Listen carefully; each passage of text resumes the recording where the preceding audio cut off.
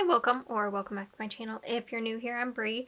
Today's video is an exciting one because it is, no, it is not October. I was about to say October. It is February, and that means Valentine's Day is coming up. So I wanted to talk to you about all my favorite books with romance. They all have an element of romance, and the romance is something I really love out of them. So that is why they're on this list, because when I think about them, I think about the romance. So, without further ado, let's get into my top 10 books with romance.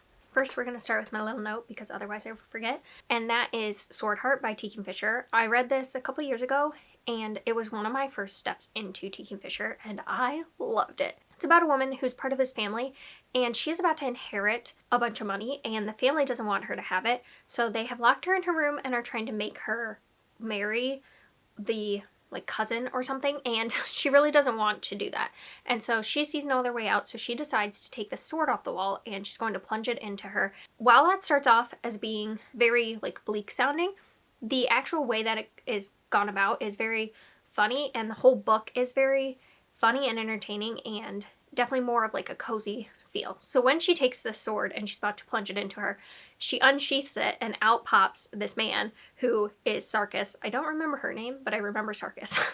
So he pops out of the sword and decides he's going to save her because he is a knight in shining armor, and he whisks her away, and they go on this whole adventure where they're trying to figure out how she can get out of marrying this man. As they go along, they begin to fall in love, and I really found it fun. There's also a paladin type character that is in a different series of hers that they go around with. So as they go around, they're also just trying to figure out how Sarkis is in this sword and how the sword works, and I really found that really fun throughout the whole thing.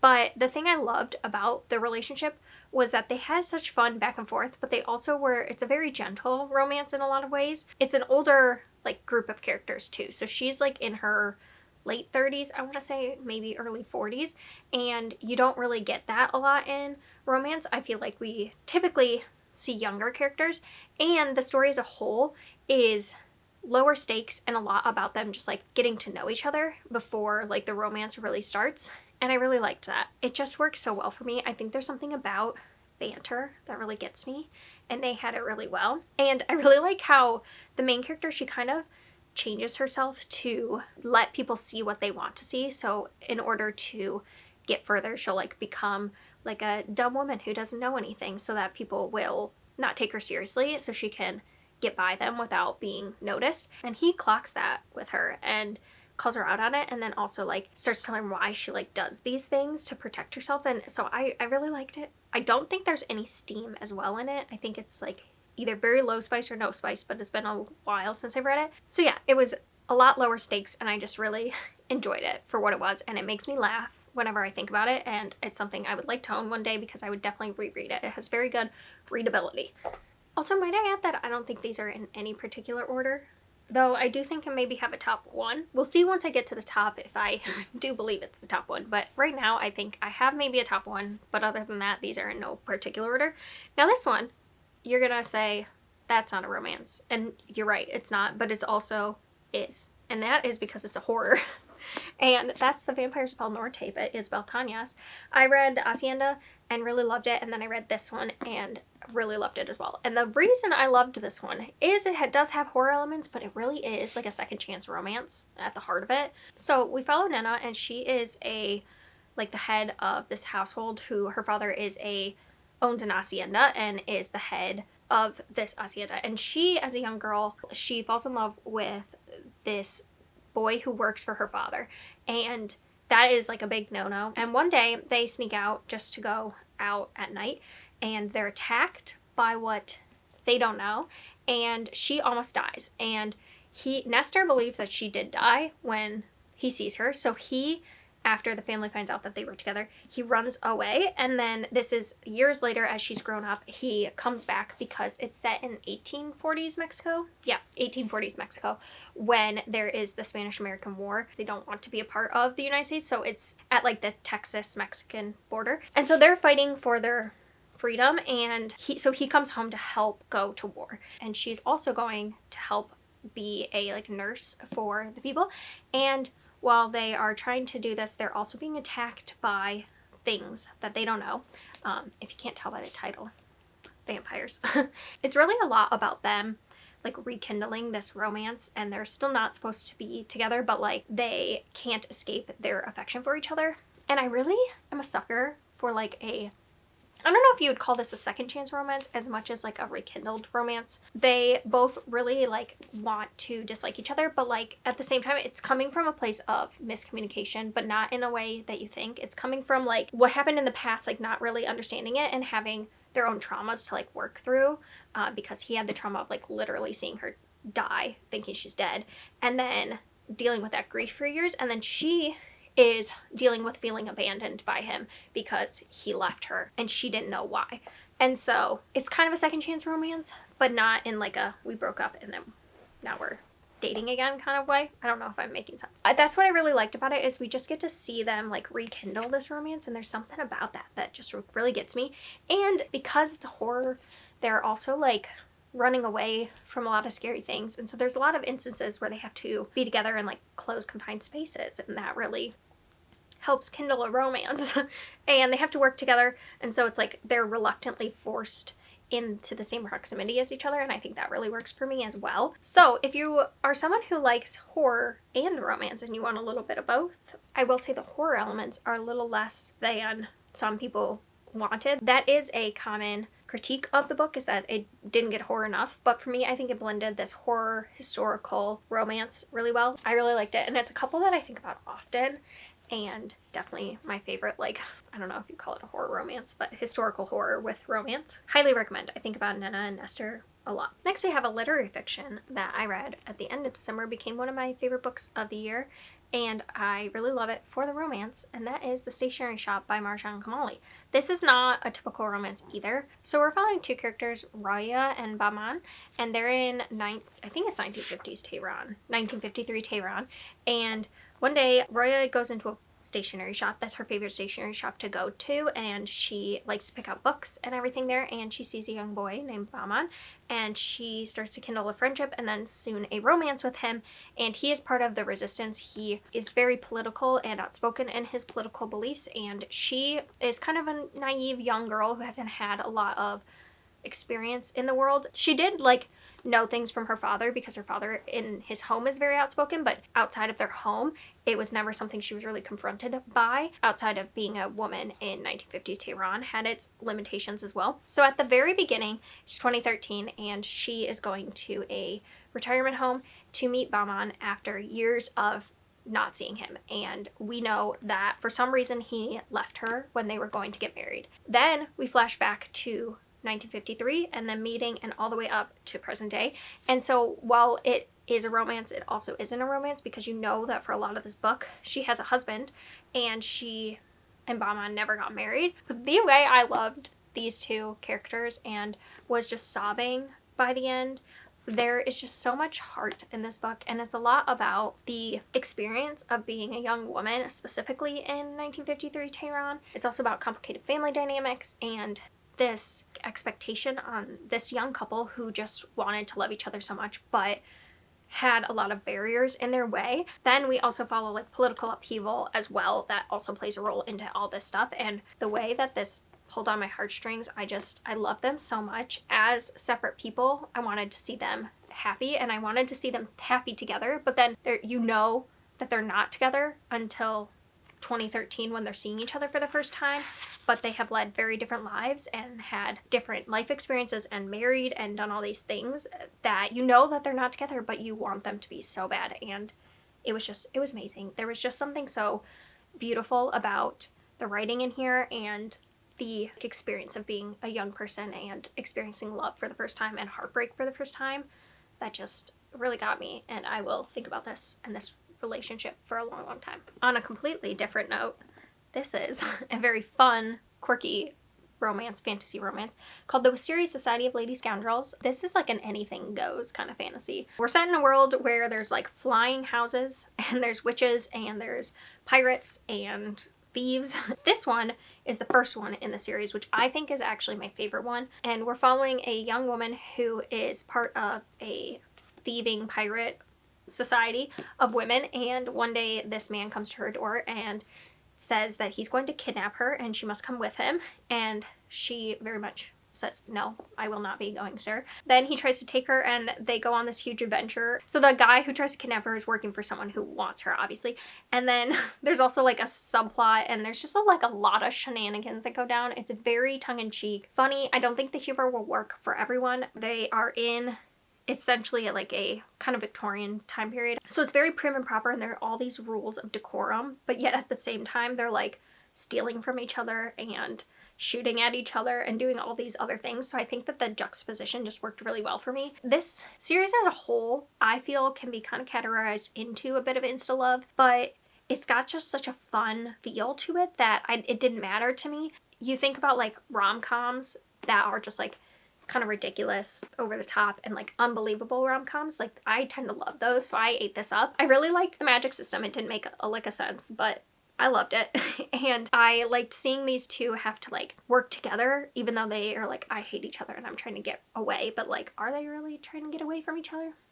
No. I think this is a go-to romance when I just want something that is just fun and gonna make me laugh. Those kind of books always really work for me, and especially in a historical sense. I just really like that in my mysteries, in my romances, in my fantasies. Anything that's kind of tongue-in-cheek and makes you have a good time and kind of forget you're reading because you're just laughing along really works for me, and this one was no different. So this one's my favorite. I think the second one I enjoyed but not as much, and the third one was probably my favorite too. And the second one deals with witches, and the third one deals with servants that are like undercover, like in the CIA essentially.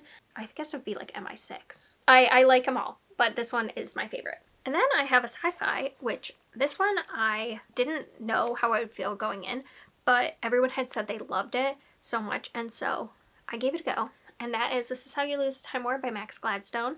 This is a sci-fi story where we're following two women who work on different sides of the war, essentially. There's red and there's blue, and they have to like go through time and weave different threads of time together to get things to lean more to their side of the war. So they're changing like history to make it fit their side's goals. And that part is a little confusing, but what's not confusing is the romance. So they start to write each other notes in their time adventures. And when I tell you there's some of the most romantic lines in here, I don't know, it's just beautiful. The way that these two women tell each other they love each other in all kinds of ways just really got to me. So this is like an example. It says, I love you, I love you, I love you. I'll write it in waves, in skies, in my heart. You'll never see, but you will know. I'll be all the poets, I'll kill them all, and take each one's place in turn. And every time love's written in all the strands, it will be you. I'm sorry, but if that's not poetic, like there's so many poetic lines in here that just like get me. And I really liked the way that their love story was kind of evolving through letters. I think that that was really unique. It was just beautiful. I wanted to read more of this. Like if there was 100 more pages, I would have ate it up. I could not stop reading. I read it in one sitting on a plane. Again, ate it up, could not put it down because I just needed to know how this would end. And while the sci-fi elements could be a little confusing, I think that the love story and how it was crafted made so much sense for the characters. And I loved this kind of like forbidden romance between two different sides of a war and how they can pass letters to each other without being known. I thought that was just so good, and I really enjoyed it, and it remains one of my favorite sci-fis, and it's something I think about all the time, which is something I'm going to say probably about a lot of these books because they are some of my favorite books. Then we have a recent book that I read just this month, and it has quickly become a favorite, and that is Empire of Sand by Tasha Suri. This is it's sort of a series, but it's more of like companion books, so you could just read this one and it would be fully wrapped up. In this, we're following a young woman who is Amrithi. Her name's Meher, and she is hiding her Amrithi heritage because the Amrithi are like hunted by the king, and so she keeps it under wraps. But one day she's accidentally found out, and she is taken and forced into a marriage that she didn't want with Amun, and they discover, well, she discovers, he already kind of knew, that there's way more to what the king is planning than she ever knew, and it impacts so much. There's a lot of magic to do with nature and how they dance to the certain rites, they call them, and how that affects like the different spirits and stuff, and how that all affects nature, which I found really interesting. This is a forced marriage, and there's a lot of triggering things that happen in here, especially around consent. and being forced into a situation, a sexual situation that they do not want. But I think the way that Tasha Suri handled it was so well done, and something I was really concerned about when I first started reading, but I think she handled it so beautifully. And I loved seeing Amun and Meher learn to trust each other and have so many moments of bleakness but then hope, and seeing them slowly trust each other when they can trust no one else, and finding ways to resist when it feels like there's no way to resist. The way that the magic is used and the way that the king uses them leaves it to be very like bleak and feel like there's no way out, but we see them have to fight and figure out a way regardless, and I really appreciated that. I really love a slow burn romance, and I feel like this is like a very slow burn. The book itself is also very slow, so if you are someone who likes a very action-packed story, I don't know if you would like this. Essentially, there's one goal from the beginning, once the plot really gets started, until the end. It seemingly wouldn't take that long to like resolve the plot, but we deal a lot with Amun and Meher and like coming to terms with a lot of things and exploring their emotions and their trauma and things like that, and also like building the relationship between the two of them. That it's very slow paced in that, and we get a lot of like them learning to survive in the way that they are, and I thought it was so beautiful. Again, look up trigger warnings, especially for things around sexual assault and consent. That is dealt with a lot in here, and there's also just a lot of other really triggering things. So if you need to look up trigger warnings, I would highly recommend it. But if you feel like you could handle them, then I would give it a go, because it was amazing. So this is a book I read, and I didn't really talk much about it. I don't know why, because it's one of my favorite romances, and that's Small Miracles by Olivia Atwater. In this, we are following a angel who is like the angel of like petty temptations, I think is how they say it. She gets you to like eat the piece of chocolate even though you shouldn't eat the piece of chocolate, like little things like that. And the way this works is angels try to keep a balance between like good and bad, and we have a one woman who is seemingly so good, like she never does anything bad, her goodness is like off the charts, and then we have her daughter who is having a lot of like the bad, so they're both like tipping the scales, and Gadriel is forced to kind of help balance those scales between the two, and it's a romance between her and the young woman, what was her name? Miss Harker. It also has that tongue-in-cheek writing that I really like in the Wisteria Society for Lady Scoundrels. Gadriel is really funny, and this is also following a non-binary character. The way for angels that gender works is like they just can take on whatever gender they care at the time, and so they just choose whatever like fits the moment and whatever they feel like it, and so it's a very gender fluid kind of book, and I really like that about this as well. And yeah, we follow Gadriel as they're trying to like get Miss Harker to like kind of chill on her rules and like being so good. It's not really working, but then also learning about the young daughter and forming a relationship with her. So we get to see like a kind of selfish character go through a transformation as they like learn more about this family, and I really liked the inclusion of family and how gaining the acceptance of like a child in a relationship where that person has a child already outside of this new relationship. How am I trying to say that? I really like when we have a parent who's like a single parent and the love interest has to gain the trust of the child as well as fall in love with the adult. I think that was balanced really well. I really liked exploring that in here. It was also fun. It was a little like quirky, and it's not a lot of stakes. There's not a lot of plot to this, but just watching them like go around, and Gadriel just like really gets into some shenanigans. There's also like a little bit of a subplot of like why there's so much like bad being tipped one way. We get to like learn about that and get some of Gadriel's backstory, because Gadriel's a fallen angel as well. And so we just watch like a lot of growth specifically in Gadriel, and then we see like acceptance and found family elements as well. And found family just I'm always a sucker for, so that's why I really liked this one. So then I have Midnight Bargain by C.L. Polk. This is one of my favorite books. I think I was on my top favorite books either of 2022 or 2023. But I love this so much. It's a historical fantasy. I would say it's a little lighter on the fantasy, but we follow women who, they essentially have to wear collars while they're of birthing age, because if they pass along their magic to children, it can be like very dangerous. So it's a lot about control of women's bodies in here. We follow Beatrice as she does not want to marry, and she's being forced into it because she needs to help her family. She wants to learn magic and become like a magus, but women aren't allowed to do that. And she's kind of fighting back against that, and she meets another young woman who also wants the same thing. And so they form a friendship and they decide that they're going to learn magic. And they decide they're going to summon like a spirit, because the way magic works as well, you like, if you can harness one, which is very, very difficult, then like that's how the magic works. And then the friend that she befriends, her brother, is the love interest of the story. And I really liked how organic this relationship worked, because she does not want to give up her freedom. She does not want to have to conform. So what I really love is that she's really trying to like fight back against this love that she has for Iantha, because she doesn't want to conform to society standards, but then also just falling in love with him. That idea of like love versus societal expectations, and specifically like what it means for women to give up all this stuff to become mothers, and if they don't want that, like being shunned, and especially in this society, like you just cannot do it. And so we follow her, and as she falls in love and as she's trying to figure out a way to get out of this collar and everything like that. This is a very slow burn romance. We get to see them and how they work together, so we get to really explore their friendship and dynamic, and how accepting he is of what she wants and her wishes, and how he loves her but he doesn't want to force her into anything. And I really appreciate that about this. I think some of my favorite romances have to do with this gentleness of being there for your partner even when it's something that you don't necessarily want. Like he really wants to marry her, but he wants her to have the future she wants. Something that I wish was explored more sometimes in stories, and I liked how much it was explored in here. Now we have the last two. I feel like these are kind of tied, so we'll say these are my top two. So that is Half a Soul by Olivia Atwater.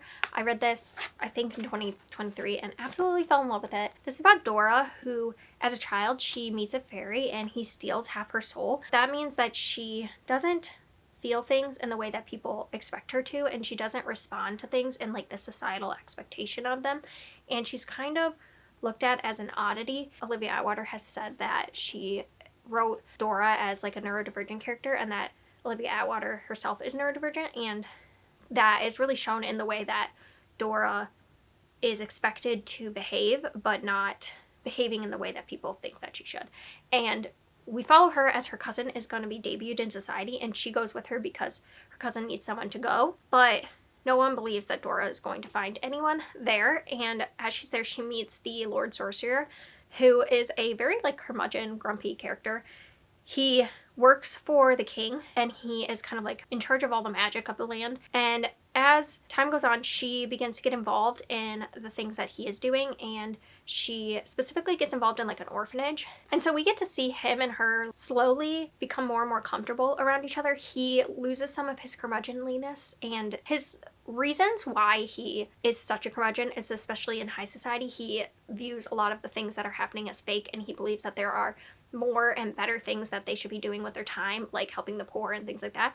And so you see why he is the way he is, and you see Dora accept that and work with him and see his beliefs and really like dive into them in a way that he hasn't really had before. And then we also see him really accepting Dora for who she is instead of trying to change her like so many other people do.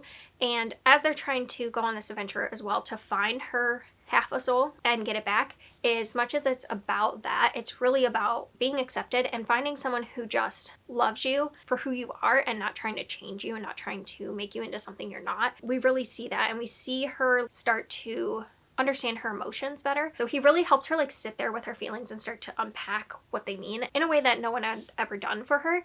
And yeah, it's a very, very sweet story. It's something that really struck home for me, of just this idea of being accepted for who you are and having someone in your corner when you don't have anyone else. I thought was so beautiful. It's something, I said this about all the other ones, I think about it all the time, but I truly do. I think this is one of the best romances and the softest romance that I've ever read. It's just the most wholesome, sweet thing. And there's moments in here that have tension, but it's really a cozy story. One of my favorite books of all time too. Not just romance, but like of all time. And then finally, we have Emily Wilde's Encyclopedia Faeries.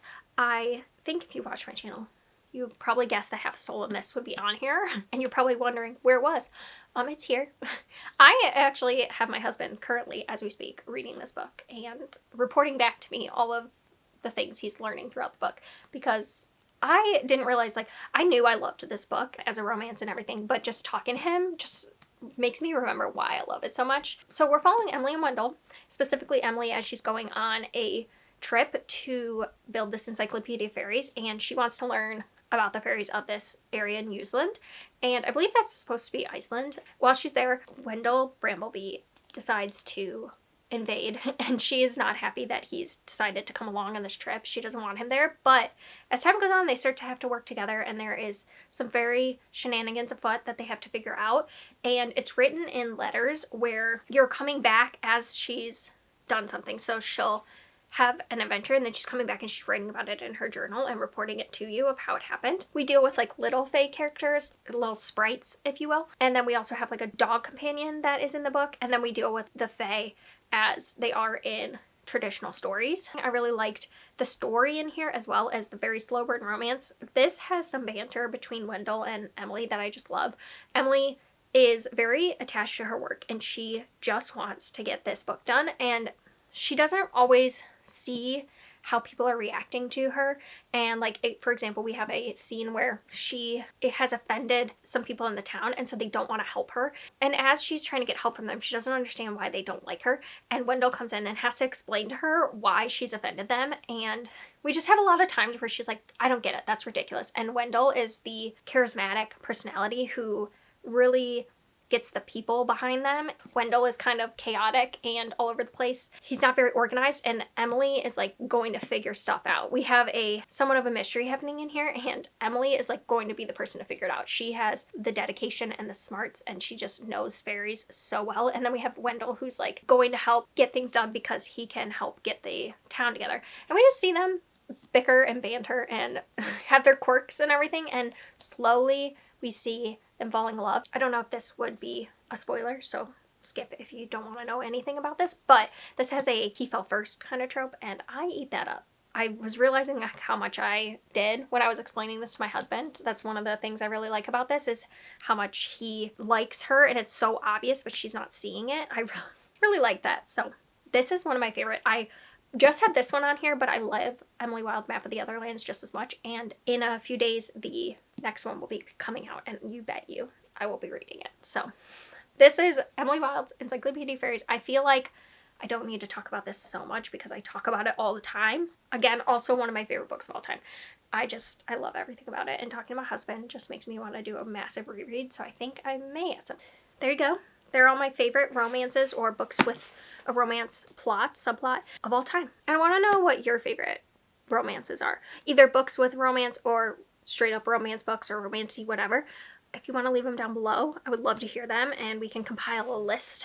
And then also, if you want to leave a fairy emoji down below for Emily Wilde. Actually, it kind of works for both of them, so it works out perfect. So leave a fairy emoji down below if you made it to the end.